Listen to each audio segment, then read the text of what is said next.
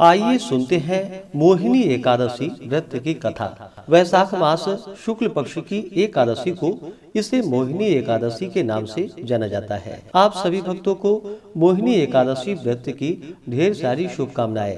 आप सभी के जीवन में लक्ष्मी नारायण की कृपा से आप सभी को सभी प्रकार के सुख और समृद्धि की प्राप्ति हो।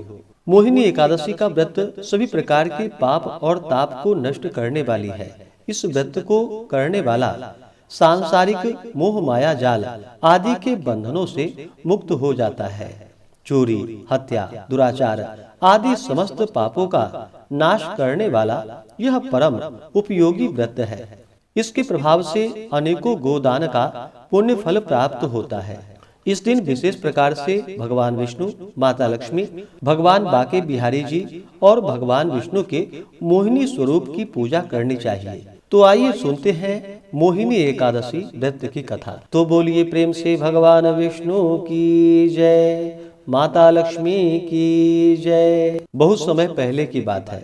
एक बार भगवान श्री कृष्ण के मुखारविंद से अनेक प्रकार की कथाओं का श्रवण करते हुए पांडु नंदन महाराज युधिष्ठिर ने उनसे कहा कि हे भगवान, आपकी अमृतमयी वाणी में इस कथा को सुना, परंतु हृदय की जिज्ञासा नष्ट होने के बजाय और भी प्रबल हो गई है। अब आप कृपा कर वैशाख शुक्ल पक्ष की एकादशी के व्रत का विधान एवं महात्म्य वर्णन कीजिए। मेरे त्रिशीत हृदय की प्यास को हरण कीजिए।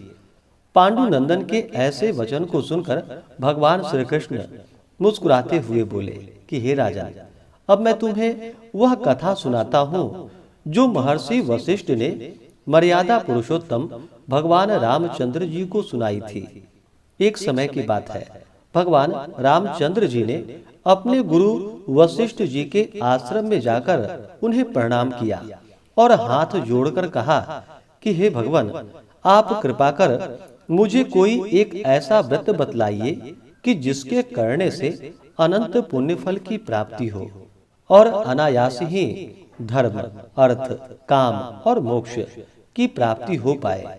भगवान रामचंद्र जी के ऐसे वचन को सुनकर वशिष्ठ जी ने कहा कि हे वत्स, तुम धन्य हो जो तुमने इस प्रकार का प्रश्न करके लोक के कल्याण की कामना की है।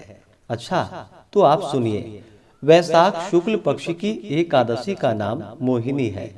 इस मोहिनी एकादशी का व्रत जगत के समस्त मोह जाल को और पाप कर्मों से मुक्ति करा देता है। मैं आपको इस विषय का एक अत्यंत प्राचीन इतिहास सुनाता हूँ। आप सावधान होकर सुनिए। इस आख्यान के सुनने एवं सुनाने से महान पाप भी नष्ट हो जाते हैं। सरस्वती नदी के किनारे भद्रावती नाम की एक नगरी थी। वहां का राजा सोम वंशोत्पन्न अत्यंत धर्मात्मा, दयालु, सत्यवादी एवं न्यायी था। उसका वैश्य कुलोत्पन्न धनपाल नामक मंत्री अत्यंत धर्मात्मा और परम वैष्णव था। उसने अनेकों बगीचे लगवाए, अनेकों कुएं एवं तालाब खुदवाए और अनेकों अन्न क्षेत्र स्थापित किए। उसके 5 पुत्र थे, सुमनोहर, द्युतिमान, मेधावी, सुकीर्ति और धृष्ट बुद्धि। इनमें से धृष्ट बुद्धि महापापी, दुराचारी, दुष्ट, जुआरी और चोर वैश्यागामी, पराई स्त्रीगामी, भक्ष्याभक्ष, भक्षण करने वाला, महान उदंड और आतताई था। उसके इन सब दुष्ट कर्मों से खींचकर धनपाल ने पहले उसे समझाया, धमकाया एवं दंडित किया, मगर उसने अपनी आदतों को नहीं छोड़ा। तब राजा से कहकर उसे देश निकालने का दंड दिला दिया। धृष्ट बुद्धि ने कुछ दिनों तक तो अपने संचित धन और जेवरों को बेच करके अपना दिन गुजर बसर किया, मगर जब वह खत्म हो गया और उन वैश्याओं ने भी धक्के दे दी, अपने घरों से उसे निकाल दिया, तब वह दुष्ट चोरी और बटमारी करके गुजर बसर करने लगा। पहले से वह पक्का घुटा हुआ बदमाश बन चुका था। इसी से राज कर्मचारियों की पकड़ में आता ही नहीं था, और अगर कभी आ भी जाता तो कर्मचारी उसके पिता के सौम्य भाव से उसे छोड़ दिया करते थे। इस प्रकार जीवन बिताते हुए दिन बीतते चले गए। तब एक दिन वह पकड़ा गया और राजा ने उसे अपने राज्य से एकदम बाहर करवा दिया। अब वह वन में जाकर वन के पशुओं को मारकर अपना गुजर बसर करने लगा। संयोगवश वह एक दिन कौंडिन्य मुनि के आश्रम पर जा पहुंचा। वैशाख का महीना था और प्रातः काल का समय था। महर्षि स्नान कर बैठे हुए थे। संयोगवश मुनि के वस्त्र का एक कोना उसके शरीर से छू गया।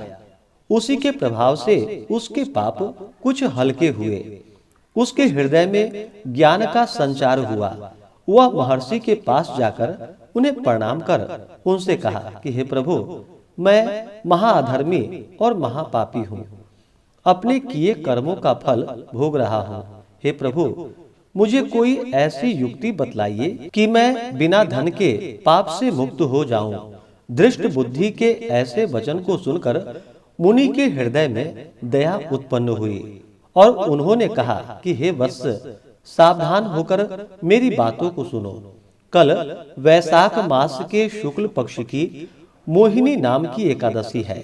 तुम आज शाम के समय शुद्ध मन से संकल्प करो कि मैं अपने पापों के मोचनार्थ मोहिनी एकादशी का व्रत करूंगा।